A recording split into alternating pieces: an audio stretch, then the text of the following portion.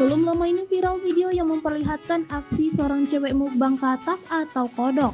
Hewan amfibi ini sangat jarang dikonsumsi karena tergolong sebagai makanan ekstrim.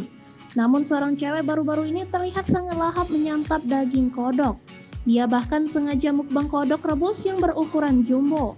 Dilihat dalam unggahan yang dibagikan di akun TikToknya Tersakiti 10, cewek itu dengan sangat berani memegang 2 ekor kodok jumbo langsung dengan tangan.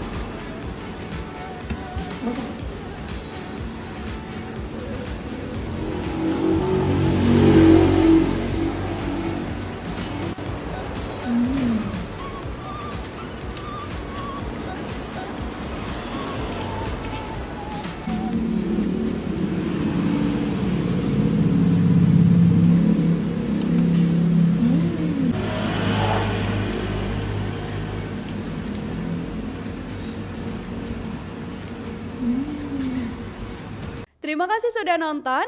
Jangan lupa like, subscribe, dan share ya.